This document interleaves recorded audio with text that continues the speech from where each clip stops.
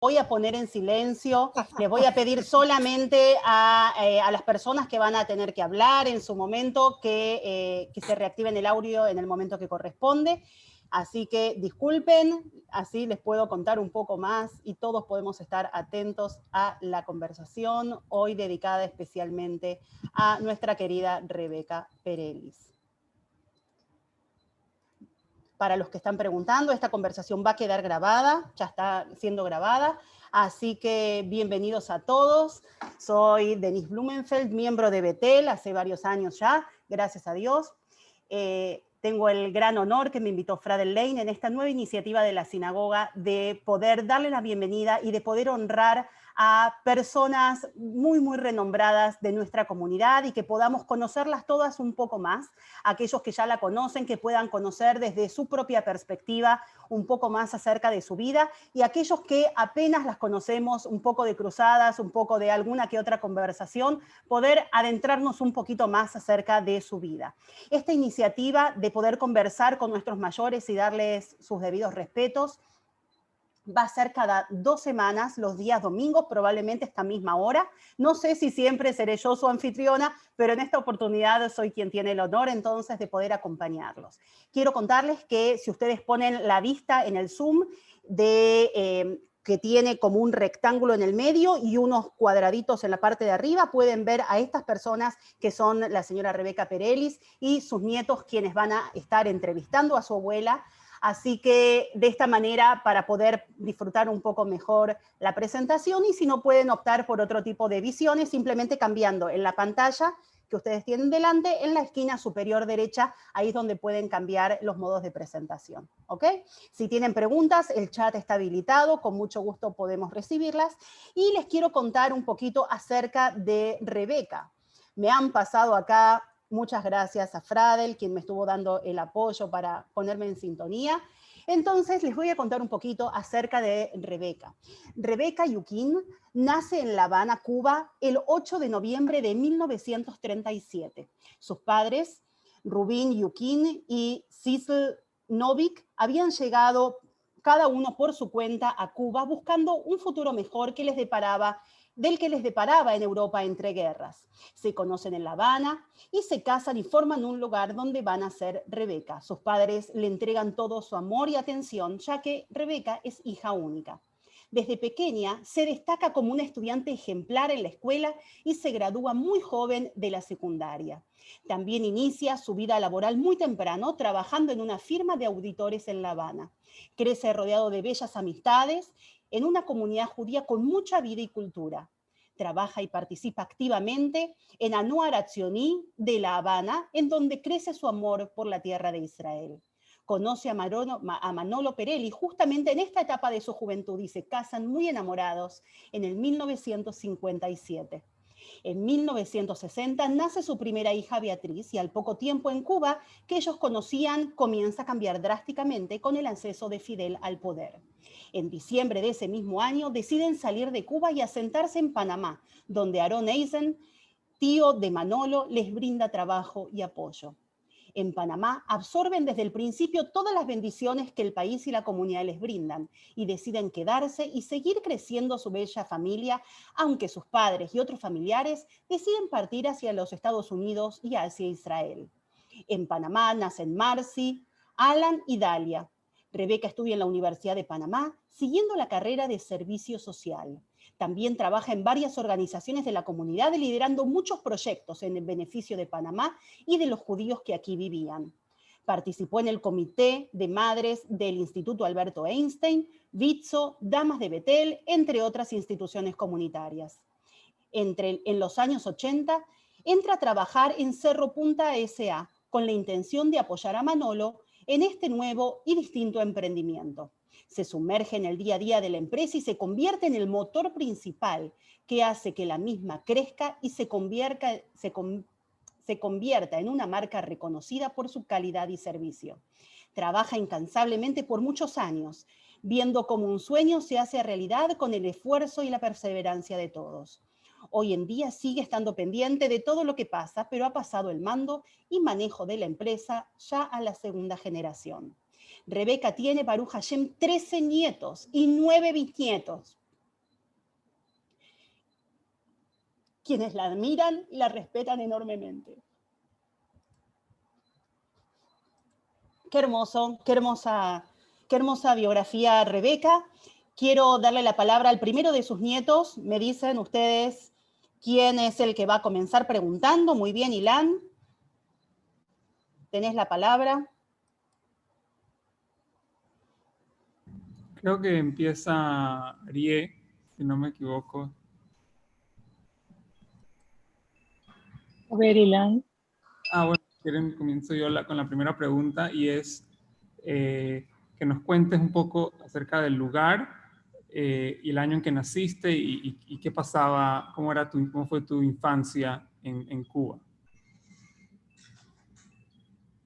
De lo que yo recuerdo de mi infancia, fue una infancia normal, con el cariño de mis padres, con una familia alrededor donde tenía primos con quien compartía de mi edad, porque no soy hija única, no tenía hermanos con quien compartir, pero fui parte de ese esfuerzo de mis padres y sentí el crecimiento de ellos, el crecimiento económico y el crecimiento también como personas, cuando fui poco a poco dándome cuenta de mi entorno. Muy pequeña, todavía muy pequeña, sin saber leer y escribir, mi mamá decidió que me iba a poner en una escuela como en un kinder, ¿no? Y ahí estuve hasta que no sé cómo fue que aprendí a leer ahí, ¿sí? Sin que fuera esa la intención. Y en esa escuela yo pasé hasta quinto, sexto grado. Era una escuelita de barrio, donde estábamos un poco apiñados, recuerdo, en los pupitres, y la directora de la escuela era una ex educadora muy reconocida en La Habana. No sé si ella me prestó mucha atención o qué, pero fui volando por de años, del primer grado al tercero, del tercero al quinto, algo así, ¿no? Yo no recuerdo, pero sí sé que tuve varios vacíos dentro de esa etapa de mi vida estudiando, hasta que mis padres decidieron que me iban a poner decidieron, creo que podían también económicamente hacerlo, ponerme en una escuela con mucho, es decir, una de las mejores escuelas que había en la, mucho, es decir, se sabía de ella como que era una de las mejores escuelas, y entré allá, creo que tenía 11, 12 años, no, 11 todavía no tenía 10 años, 11 años, y quería entrar a secundaria o a presecundaria, preparatoria, pero por la edad no me dejaron, me hicieron repetir un sexto grado, lo que agradezco tremendamente, porque definitivamente esos saltos que me daban era porque quizá yo me destacaba en ciertas materias, pero en otras tenía que llenarlo, tenía que llenar el vacío. Y de esa escuela me gradué también a una edad una edad, 16 años tenía, ¿sí? Grado de secundaria. Ya para aquel entonces, cuando era niña, mis amistades, mi vecindad era gente no judía, eran niños goín, ¿sí? Pero muchos, pasé mi infancia con ellos. Solamente compartía con mis primos cuando nos veíamos los fines de semana o en fiestas.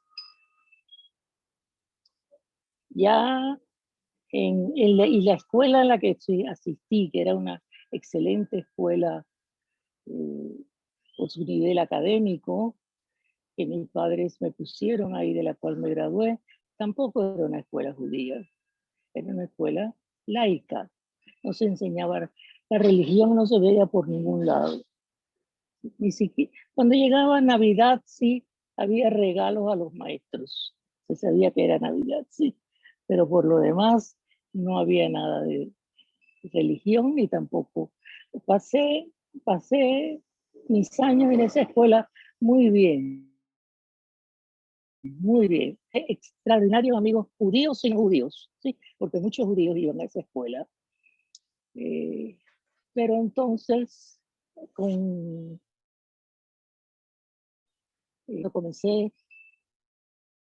a compartir el juvenil, la nueva acción, ya empezaron otro tipo de amistades donde me di cuenta que había muchas más cosas en común que no había compartido anteriormente en mi vida. Y eso me dio un gran placer. Seguí teniendo mis amistades. Hoy en día inclusive tengo amistades de mi escuela secundaria que viven en Estados Unidos, no judías, las cuales nos escribimos y nos apreciamos mucho. Y hice amistades de toda la vida, no en el Anuaracioní, pero sí en el curso de mis 12, 13, 14 años. Conocí, por ejemplo, a una persona, lamentablemente falleció hace unos meses, que fue mi mejor amiga. Fue como una hermana para mí, no porque nos veíamos todos los días, ni hablábamos todos los días, sino porque había entre nosotras un tal entendimiento y tal respeto y tal cariño que nos hicimos como hermanas. Ella había resultado que salió viva del Holocausto, salió viva de los bosques de Polonia y a los 9 años llegó a La Habana y la pusieron en la escuela, por supuesto la escuela judía que había en La Habana. Pero nos conocimos fuera de la escuela judía, era vecina mía, 2 cuadras de mi casa, ¿sí? Y nos veíamos después de la escuela, los fines de semana. Nuestros padres hicieron un poco de shida ese, ¿no? Porque yo quería una amiga y ella también quería una amiga. Así que esta anuncia para mí fue para mí el gran apoyo mío de mi juventud y después de mi vida posterior. Ella se casó con una persona, un muchacho que también era sobreviviente del Holocausto, pero no de Polonia. Ella era de Polonia, él era de Rumania. Es diferente Polonia y Rumania. Y entonces ellos se fueron a vivir a Estados Unidos. Allí hicieron su vida. No importa, estábamos al tanto. Cuando nació Judy, la hija mayor de ellas, cuando nació Beatriz, mi hija, hubo regocijo en ambos hogares. Y nos veíamos, ¿no? Bueno, yo solía ir a Miami cada año, cada 6 meses. Y cuando nos encontramos era como si nos hubiéramos visto el día anterior, ¿sí? Poniéndonos un poquito al día de las últimas cosas que habían pasado en nuestras casas. Aparte de Lucia, otras personas eran parte del movimiento también. Me hicieron es decir, sellaron mucho mi vida de juventud. Muchas de ellas, algunas de ellas ya desaparecieron, otras todavía están vivas. Pero creo, para poder concluir, ¿sí?, que tuve hasta el momento de formar un hogar, de un matrimonio, una vida preciosa, completa, diría yo, completa. Muy linda, abuela. Ahora vamos a seguir con la siguiente pregunta. ¿Cómo era la vida judía en donde naciste, cuáles eran las costumbres y qué cosas hacían para pasar el tiempo. Para pasar el tiempo, Sí, de hobby, ¿qué hacían? para yo pasar el tiempo, que así lo que no hacía. ¿Qué te voy a decir? ¿Cómo era la vida judía?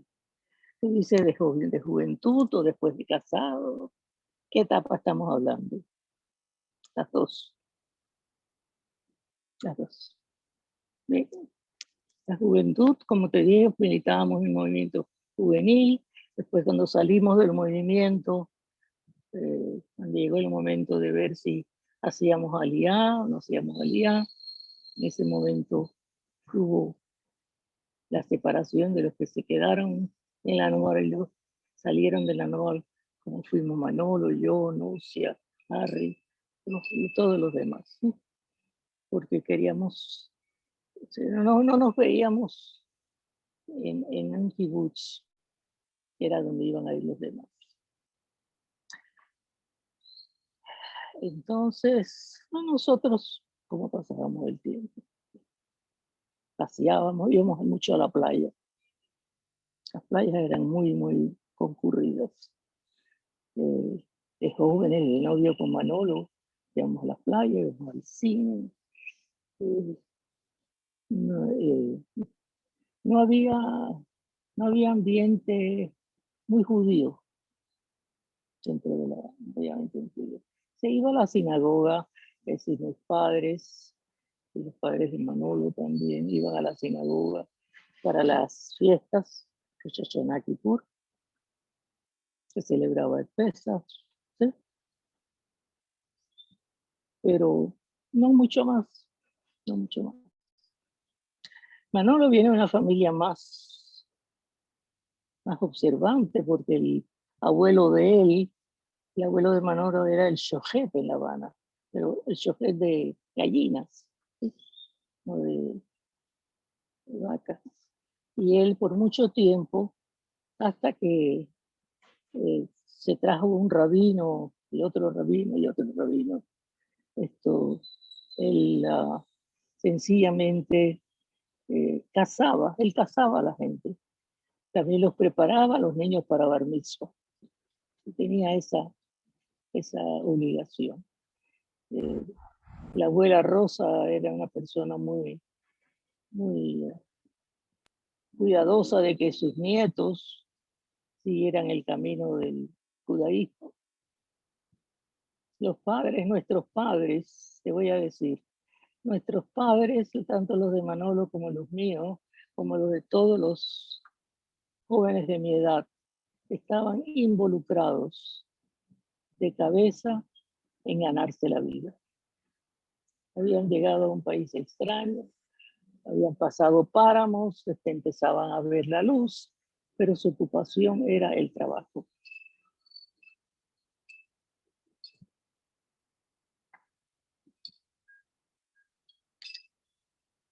No sé si respondí todo lo que me quería. Hola, abuela. Epa, Estoy ¿cómo muy estás? contenta de estar aquí compartiendo contigo y con toda esta gente que quiere escuchar tu historia y tus logros y todo. Saludos a todos. Bueno, la siguiente pregunta es, Bueno, tú espérate. Tú eres mi logro. Tú eres uno de mis logros, claro. ¿ya? ¿Sí? La siguiente pregunta es, ¿cuánto tiempo vivieron en Cuba, tú y el abuelo, y cómo fue la decisión de mudarse e irse de Cuba a Panamá, pues? Eh, años 60. Yo tenía 23 años. Abuelo 25. Cuando nació Beatriz. ¿Sí? Beatriz nació en el mes de junio de 1960 y nosotros salimos de Cuba en diciembre de 1960. La situación que tenía Cuba como un país tranquilo, próspero, donde los judíos podían así ejercer el comercio, las profesiones. Había cambiado. Cambió con la subida de Fidel Castro al poder. No al principio, no enseguida, pero a los pocos meses ya se vio ciertos rasgos de dictadura, de comunismo. No sé, los periódicos ya no podían publicar todo lo que querían. Había censura. También empezaron las primeras nacionalizaciones de empresas. ¿Qué quiere decir nacionalizaciones? Que una empresa, sobre todo comenzaron con los ingenios de azúcar, los ingenios azucareros, que eran, en general, estaban en manos, en su mayoría, no todos, de norteamericanos. Fueron nacionalizados. Fueron los primeros que fueron. Nosotros vimos, bueno, quizás el azúcar es el producto principal de exportación del país. Todavía no nos habían pisado los callos, ¿sí? Hasta que vimos por dónde venía la cosa. Y recuerdo claramente, yo estaba en el almacén de mi papá una tarde y una de las calles transversales donde estaba el almacén era la calle donde estaban los mayoristas de cuero, de pieles, cuero de animales, sí. Gente, es decir, era un comercio muy, muy próspero y grande. Y no todos estaban en manos de judíos, pero había judíos fuertes en ese ramo. Y veía desfilar los jeeps, bajarse de los jeeps, los que llamaban los milicianos, militares del régimen, y decirle al dueño del negocio, tú fulanito, tú eres, ¿y qué es lo que ven? Él le contaba sobre el negocio. Dame las llaves de la, ábreme la caja fuerte, dame la llave de la caja fuerte. Tú te puedes ir, no tienes más nada que hacer aquí. Hasta el carro le quitaban. Y así fue, poco fue como una rebanada, ¿no? No fue una cosa de pronto, fue como una rebanada. Me imagino para cuidar un poco la economía que después se vino abajo. Nosotros, tu papá, tu abuelo teníamos un negocio, un comercio de ropa de mujer, donde él era socio con un amigo. ¿Sí? Nunca no llegó a ese, nosotros no llegamos a ver eso, porque antes de eso, cuando nació Beatriz, el tío Aarón Eisen y la tía vinieron a La Habana porque querían ver a la niña que habíamos recibido. ¿Sí? Y también vinieron con la intención, porque afuera se sabía más que adentro, ¿sí? De lo que estaba pasando. Tío Aarón siempre muy visionario. Dijo, ¿saben qué? Nos visitó, estuvo con nosotros 2 días. Digo, yo me voy a ir al interior, voy a alquilar un carro con un chofer y me voy a ir al interior, voy a recorrer Cuba. ¿Sí? Se fue y regresó. Dijo, aquí no hay salida, hay que irse de aquí. Esto es comunismo puro. Entonces nos recomendó a toda la familia, el suegro, mía, el Gregorio, el hermano de mi suegro, todos ustedes tienen que salir de aquí, de una forma u otra. Y él ayudó mucho a salir a todos, todas sus hermanas, sus padres, lo sacó a nosotros, a Manolo le ofreció trabajo, Manolo tenía que dejar su negocio, y cuando nos fuimos el negocio quedó con el socio, será lo que Dios quiera, ¿no? Y nosotros nos vinimos acá, Manolo sabía que tenía trabajo de llegar aquí con el tío. Y así fue lo que nos llevó a dejar Cuba. Fue muy difícil porque, es decir, separarme de mis padres, de los suegros, de los primos, de todos, ¿no? Dejar todo e irme para aquí. Pero bueno, cuando uno tiene 23 años, la vida se ve diferente, ¿no? Siempre hay un horizonte todavía para recorrer, para llegar a él. Hola, Abue. Tania, ¿cómo está mi Tanita? Bien, Abue, aquí la verdad que también muy contenta y Yo que sobre ustedes todo, estén aquí. Y muy agradecida a Fradel y muy agradecida a Betel por esta oportunidad. Y para Denise, un abrazo muy grande. Gracias por todo, por esa presentación. La verdad que no me lo esperaba. ¿Sí? Muchas gracias. Poder hablar y contar bien. A ver, ¿qué tú quieres saber? Que ya no sabes. que ya no sé. Bueno, sobre todo, primero decirte que siempre muy, muy orgullosa de ti. Y Gracias. bueno, mi pregunta es, quiero que nos cuentes un poquito cómo fue la llegada tuya y del abuelo a Panamá y qué es lo que más recuerdas de esos tiempos. Eh, fue un poco traumática el salir, porque en el aeropuerto, es decir, nosotros veníamos no sé con cuántas maletas. Nosotros teníamos maletas con cosas de la bebé, con ropa de invierno nuestra, con ropa de cama, pensando todas las cosas que íbamos a necesitar, sacando de Cuba. Cuando llegamos al aeropuerto, 2 maletas por persona. Así que tuvimos, en ese momento la cabeza me empezó a dar vuelta, mano, lo que hacemos. Saquemos las cosas de la niña primero. Llevábamos hasta el coche de Bea. Lo llevamos. Nosotros tuvimos la suerte que Tío Aarón nos sacó una visa de residente en Panamá. Y con esa visa pudimos sacar nuestros muebles y la cuna de Beatriz, el estante de Beatriz, ¿no? Nuestros muebles de sala, muebles de comedor, muebles de recámara nuestra. Que lo pusimos en un contenedor, un barco que iba a llegar a Panamá en cierto momento. Pero el coche, yo lo cargué conmigo, ¿no? Para llevar a la niña. Fuera el coche, fuera el... Ese fue el primer boom, ¿no? $5 por persona. Ahí estaban Frida, mi suegra, mi suegro, mi papá, mi mamá.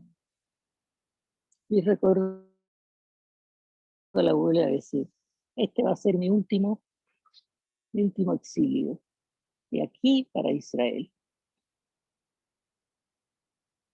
Ya salí de Hungría, ya salí de Cuba, este va a ser mi último exilio. Recuerdo que lo dijo en el aeropuerto. Estaba bravísima, ¿sí? Pues porque eran muy impertinentes los... Sí, primer golpe. Subimos al avión, tu papá y yo, con Bea. Bea no paró de llorar toda la noche en el avión. Yo la cargaba y le daba nuestra leche. Y su papá la cargaba y paseaba por el avión. Pasó una noche. Fue un viaje corto, gracias a Dios, ¿no? Y llegamos a Panamá. Tuvimos todo el apoyo que puede tener una persona con los tíos, Aarón y Sarita, y con la familia de ellos, con Ruth y Rolando, y el resto de la familia que vivía en Panamá, que eran bastante. En Pueblo estaba tía Margarita con tío Harold Katz, aquí estaban los padres de Enrique Eisen, con todos los hermanos. Fue un recibimiento donde la familia llenó el lugar. 2 o 3, un mes más tarde creo, un poquito menos, mis padres dijeron, mi hija se fue para Panamá, yo me voy para Panamá también. Yo les dije que vengan. Y mis padres vinieron a Panamá. Y mis padres estaban conmigo y los suegros, los padres de Manolo, con... No, nosotros vinimos con tía Celita. Celita estaba soltera. Entonces Frida nos pidió que Celita vivió con nosotros todo el tiempo. Vino con nosotros, vivió con nosotros y se se fue a Israel, vuelos vinieron y se fueron para Israel. Así que eso es la comunidad pequeña, pero muy acogedora, muy cálida. Yo me mudé a un apartamento que eran todos Yehudim, ¿sí? En el Cangrejo, en aquel entonces. Todo era Yehudim. Y la mañana siguiente había un chiquillo pelirrojo, gordito, chiquito, con el uniforme de Einstein, con un sponge cake en su mano. Si mi mamá le manda esto, ahí que iba Sam. Eso no se me olvida, ¿no? Y la comunidad Betel estaba construyendo su sinagoga. Así que no hubo muchas oportunidades para nosotros de participar en esto, pero tan pronto en Betel, pero tan pronto se inauguró Betel, los grupos de nuestra edad, éramos varios matrimonios, los Melman, los Weibel, los Stransky, unos cuantos, eran como 5 o 6 matrimonios, y los primos Eisen, ¿sí? Todos ellos íbamos todos los viernes a la sinagoga, nos quedábamos después de los rezos, conversando, hablando, tomando algo. Y eso fue como una costumbre. Cuando nacieron los hijos, llevamos a los hijos a los rezos del viernes de la noche. Si recuerdan, vea el mar, sí, Lalan recuerda, es esa época, ¿no? Betel, ahí era una pequeña comunidad, pero muy homogénea, todos eran judíos que habían llegado antes del Holocausto, después del Holocausto, y vieron crecer vieron por fin una sinagoga para ellos, y eran muy militantes todos, tanto las mujeres como los hombres.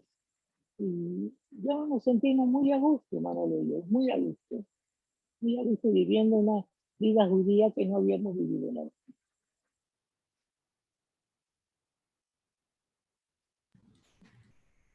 Hola nuevamente y repito que es un gran honor estar acá y hacer estas preguntas. Solamente antes de hacer mi pregunta voy a dar un poco de contexto. Me imagino que muchos lo saben, pero los papás de mi abuela, Rubén y Cecil, vivieron por muchos años en Estados Unidos y sus suegros en Israel. Y también cuando menciona a Aarón era el tío de mi abuelo Manolo, que también fue líder comunitario en Panamá y después hizo Aliyah, vivió allá por muchos años. Y ahora ya mirando un poco tu época cuando llegaste a Panamá, tu infancia comparado con ahora, quería hacer la pregunta de ¿qué piensas que era mejor en aquella época y qué piensas es mejor ahora? Bueno, ahora mismo vivimos una situación muy irregular con la pandemia. Aunque te voy a decir que la pandemia nos ha ayudado a muchas cosas positivas. Por ejemplo, a la unión familiar. Se ha logrado más la unión familiar con la pandemia, pero también el uso de las tecnologías para comunicarnos. Difícil decirte, te voy a decir. Difícil decirte. Yo creo que ambas épocas tenían sus ventajas y sus desventajas. Ahora somos más cantidad en Panamá. Panamá se ha desarrollado, es el Panamá que yo conocí cuando llegué aquí.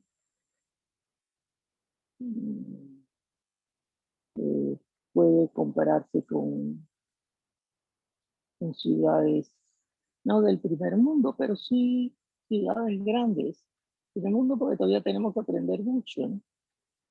pero definitivamente ha habido un desarrollo en Panamá que no había en el tiempo mío, donde para moverte tenías que coger una chiva, era un autobús así medio carcajeado que iba para la central, ¿no? O irte en un taxi o tener un carro, no todo el mundo tenía carro, ¿no? No, yo no me quejo porque desde el primer día y yo no hacía un carro Manolo, no lo usaba para el trabajo.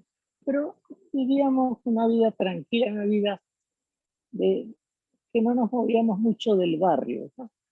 No movíamos mucho del Cangrejo, no nos movíamos mucho, únicamente para ir a barrio, a la sinagoga el viernes de la noche, pero ya íbamos con el esposo. Hoy en día vivimos por todas partes, nos movemos más, pero eso es parte de la evolución de una sociedad,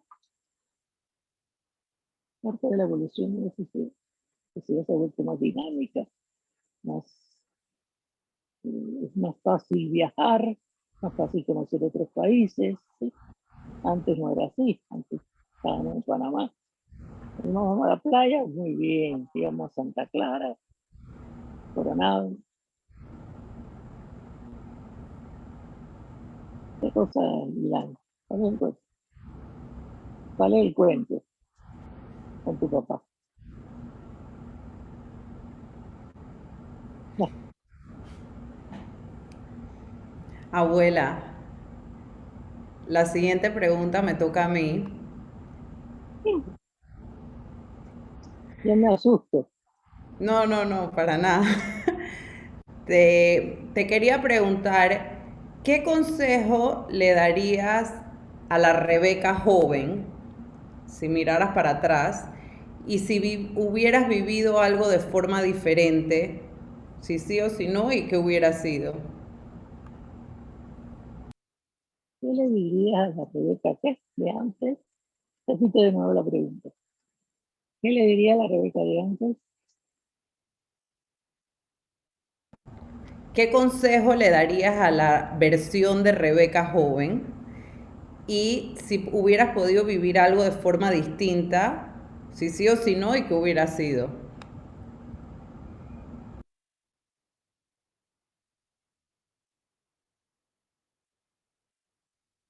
Quizás hubiera podido estudiar, ¿sí? A la vez que criar mis hijos chicos. Pero no fue así, me dediqué a la casa, me dediqué a placeres, ¿no? A salir en las tardes con los hijos. Me dediqué empecé a hacer trabajo comunitario en la escuela.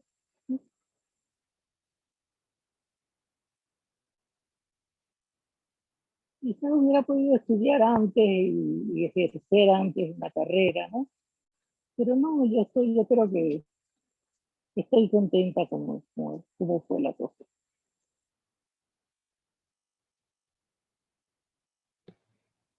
¿Qué más quieres saber, Rosana? Bueno, Aue, me toca a mí ahora. Quiero saber qué consejo le darías a los jóvenes de hoy en día. Una buena pregunta.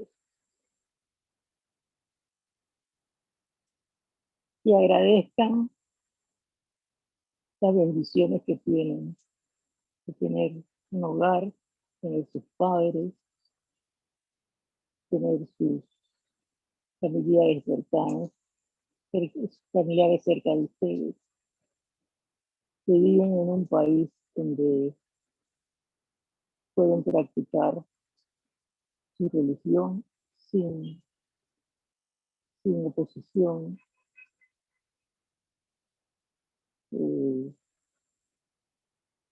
Yo creo que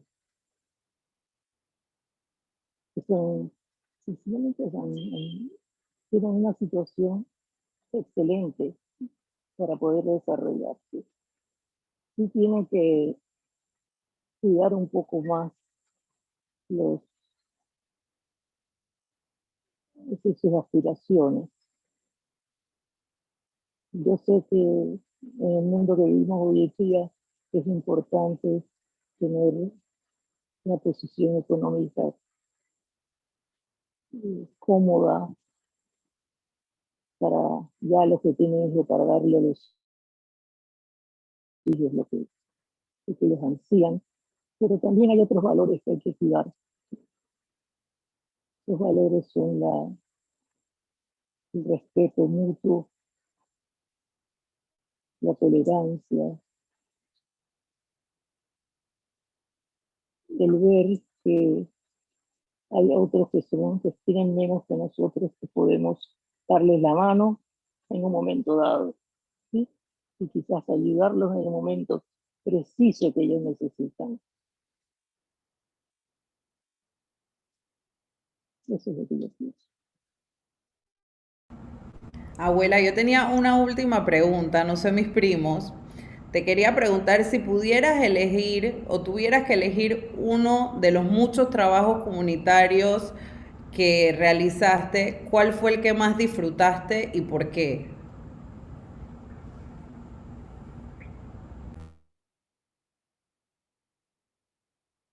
El trabajo en el comité de madres de la escuela. ¿Por qué?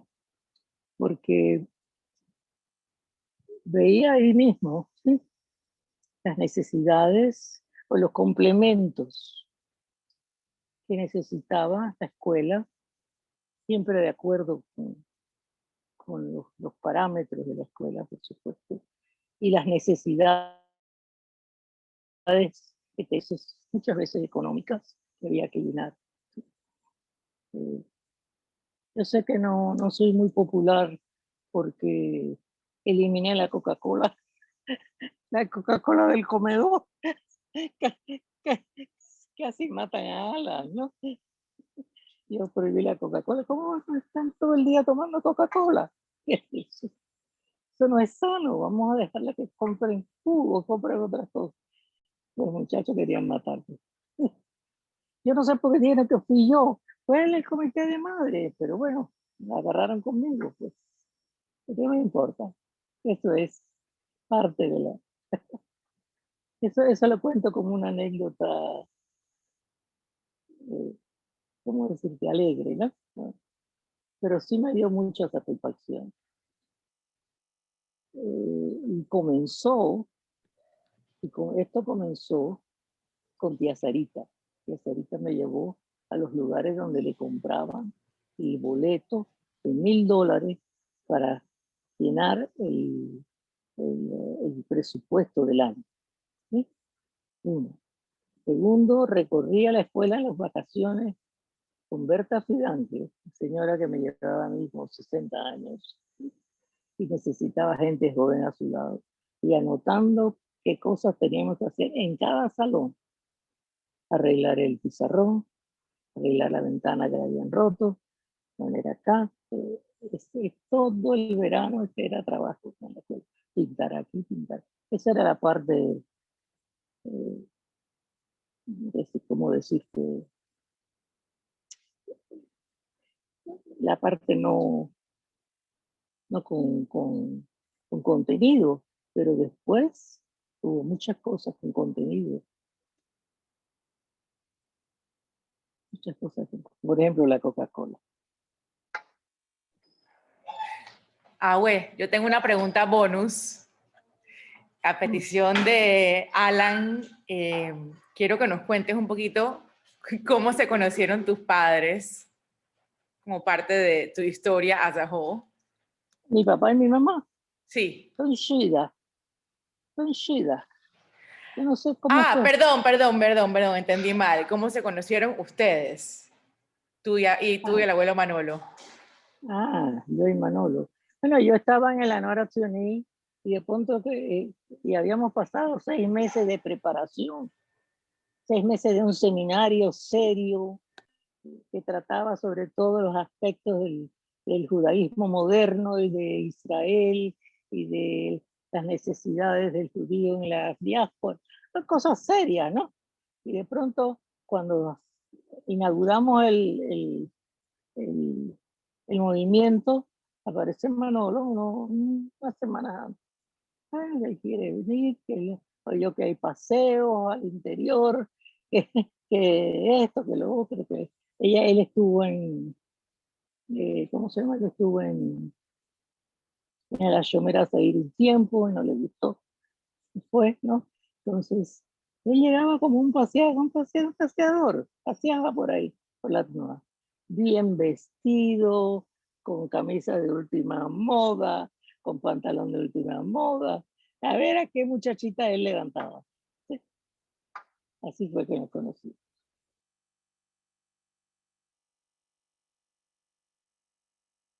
Y a mí me halagó mucho su, su interés en mí, ¿no? Porque yo lo veía como un tipo diferente, ¿no? A los muchachos de la nueva, con su bigote, su pelo bien peinado. Y caía como un cohete de pronto. Una noche que haya esto, una tarde que vamos al cine, ahí estaba Manolo en el cine. Y por su carácter y por su forma de ser, fue muy bien acogido por todos. ¿Sí?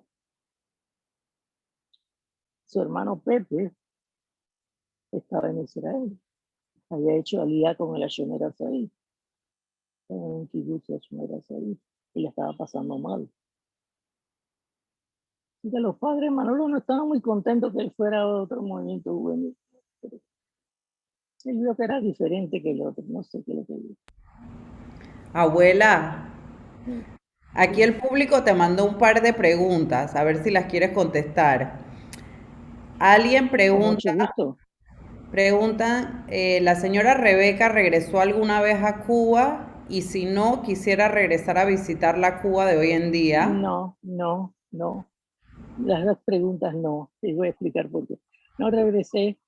Hubo un momento que quisimos regresar, Manolo y yo, con los hijos. Estábamos preparando ya que íbamos a sacar las visas. Y entonces ocurrió el incidente del que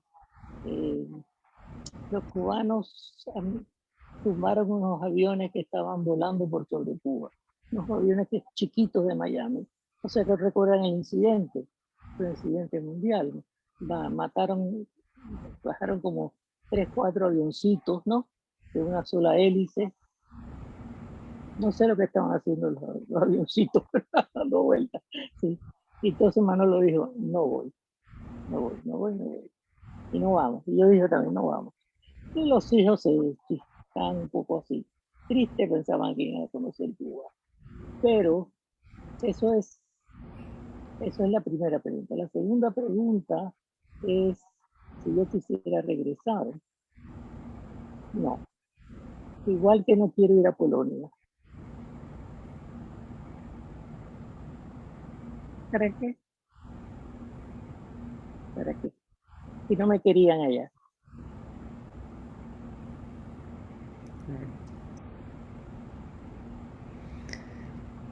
Bueno, aquí también te preguntan, abuela, ¿cuándo salieron de Cuba tus padres y a dónde fueron? Mis padres salieron de Cuba exactamente un mes después que nosotros, en enero del año 61. Ok, y fueron, Estaban supuestos a venir con un primo mío, Salomón Yuken, que había sido contratado por la empresa Paycat para trabajar en Colón. ¿Sí? Y cuando ellos bajaron del avión, mi primo no bajó. Y mi papá estaba pálido. ¿Qué es lo que pasó? Que cogieron preso a Salo y no lo dejaban salir. Bueno, eso fue toda una historia. Pero ese fue el momento que ellos llegaron todos preocupados, ¿no? Sí. Pero ya estaban las restricciones muy fuertes en La Habana. Después, enero del año 61. y vinieron a Panamá. Sí, Antes, vinieron a Panamá, se quedaron en Panamá un tiempo, consiguieron visa de residente en Estados Unidos y se fueron a Estados Unidos. Y allá vivieron el resto de sus vidas. Bueno, mi mamá cuando quedó viuda, vino, después de un tiempo, vino a vivir conmigo aquí en Panamá. Estaba ok. muy sola allá en Miami. Y bueno, aquí hay otra. Me gustaría saber cómo el matrimonio Perelis comenzó su empresa de Cerro Punta. Sí. Eh, nosotros estábamos en nuestro trabajo comunitario, también con los grupos sionistas y la embajada. Estábamos muy involucrados con el personal de la embajada. Hubo un secretario, un tiempo un secretario, era el segundo del embajador, de apellido Benjamín Beni Yanay. Beni Yanay y su esposa y sus hijos, cuando estuvieron en Panamá, eran muy amigos nuestros, nos visitábamos. Esa era una parte de nuestra socialización, ¿sí? Y ellos, Beni Yanay dejó el Ministerio de Relaciones Exteriores, la diplomacia, y fue a trabajar con una compañía que se llamaba CUR, K-O-O-R. CUR era una filial de la Istadrut que estaba, lo que hacía era, es decir, establecía empresas agrícolas fuera de Israel y sobre todo en América Latina. Y una noche nos llama Beni y dice, mira, estoy en Panamá, mañana voy para República Dominicana, aquí estamos, nos vamos a tomar un café digamos, el Continental. A tomar café. Fuimos esa noche en Maravilla del Continental y hablamos. Resulta que él era el que estaba, el que Curro había nombrado para tratar de ver posibles nuevas empresas. Y tu papá siempre buscando, en su cabeza siempre buscando cosas nuevas. Dice, ¿sabes qué? Que en Panamá no se puede comer fresas. Sin embargo, cuando tú vas allá a Boquete, cuando vas a hacer Punta, siempre hay alguien que tiene una siembrita de fresas. ¿Por qué no pensamos, le dijo Benianay, que si se puede sembrar fresas en Panamá para que todo el año haya, o para que haya, sea una fruta de acá del país? Así fue, así comenzó la cosa. Hay que hacer un estudio de factibilidad, hay que traer un técnico para que haga un hueco en la tierra, revise la tierra a ver si sirve. En eso participó Alan. Llevó al señor que abrió el hueco en la tierra, en la finca, para ver si esa tierra servía para crecer. ¿Sí? Y hay que traer a no sé qué. Terminamos, que vamos a sembrar, compramos la finca madre, ¿sí? Vamos a sembrar fresas, podemos sembrar fresas todo el año, dijeron ellos. Y cuando no se vende, nosotros la vendemos en el mundo. Nosotros tenemos no sé qué, la compañía Carmel, no sé qué compañía, que vende frutas de Israel en todo el mundo. Nosotros ayudamos a venderlas. Y te mandó que hay una empresa, tú 50% y yo 50%. Lo que yo gane, tú ganas, lo que tú quieres, yo quiero. Así fue la cosa. Así comenzó ese recurso. El hueco en la tierra. El hueco en la tierra era para sacar muestras de la tierra, perdón, no solamente un hueco, para sacar muestras de la tierra, para ver si la tierra era la adecuada para la siembra de fresas. Y tuvimos el apoyo todo el tiempo de la tecnología israelí, todo el tiempo, hasta después que nosotros le compramos a Curso Parque, ¿sí? Pero en un momento llegamos, ellos no querían, ellos lo hacían como por política, no sé por qué. Ellos querían vender su parte de Cerro Punta. Nosotros se la compramos, pero seguimos con la tecnología israelí, ya habíamos tenido los contactos, etcétera. Así que esa es la historia en la que todos estamos aquí, haciendo tomates en,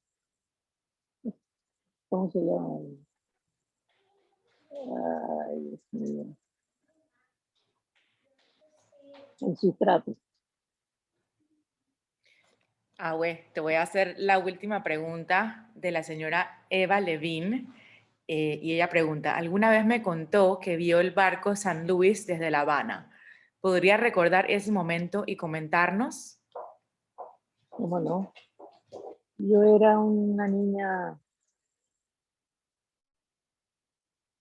de pocos años, ¿no? Y el barco estaba en la bahía de La Habana, con la esperanza de que le habían dicho que iban a poder desembarcar en La Habana los tripulantes que venían de Europa, huyendo de Hitler, ¿sí?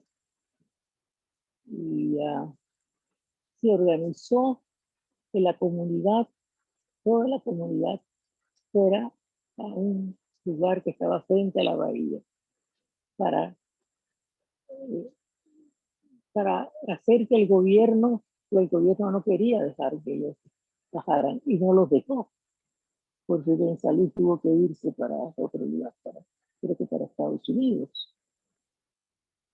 Y eso fue, sí, fue una...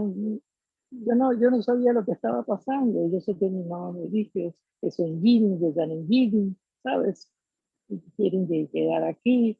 Todavía mi comprensión no era para ver lo que era el holocausto. Pero sí hubo una masiva, una masiva, eh, como un deseo de decir, aquí estamos, déjenlo bajar, se gritaba, ¿no? Y el gobierno estaba liderado por un tremendo antisemita. Después supimos eso. Chichkele, ¿qué pasó? Le dice la rubia peligrosa.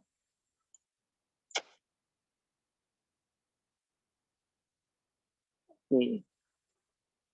Así que eso fue, era así. Es algo que no se me olvida, ¿no? Primera vez que mis padres me sacaban en la noche en una manifestación.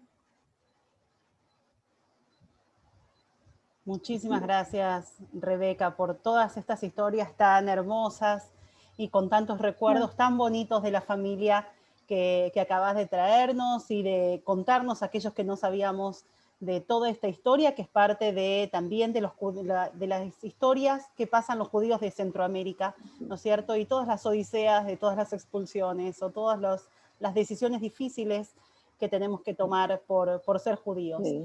Un moremio me enseñó que un judío siempre tiene que tener dinero en efectivo y tiene que tener siempre su pasaporte bien en fecha, sí, con visa, no, siempre disponible para poder escaparse a cualquier lado, lamentablemente. Así mismo, así mismo. Esa es una de las cosas que siempre tenemos, los pasaportes listos. Todavía lo tenemos. Quiero agradecer a todos los nietos por haber hecho todas estas preguntas tan interesantes que nos permitieron conocer a nuestra querida Rebeca un poquito más. Muchas gracias a todos los que estuvieron aquí presentes y a todos los que van a ver esta grabación el día de mañana. Y nuevamente agradecer a la comunidad, a la sinagoga, al Centro Comunitario y Sionista Betel de Panamá e invitarlos a ustedes dentro de 2 semanas que tendremos a otro nuevo invitado, otro nuevo patriarca o matriarca de la comunidad, que ya sabremos prontamente quién va a ser el homenajeado para poder seguir disfrutando de estas anécdotas de las personas que son fundadores de nuestra querida comunidad aquí en Panamá. Muchísimas gracias a todos los presentes nuevamente, muchísimas gracias nuevamente Rebeca, muchísimas gracias a Fradel, al Comité de Damas. Gracias a ustedes. Gracias por esta oportunidad y nos vemos la próxima. Shavuot Tov. Si Dios quiere, Shavuot Tov.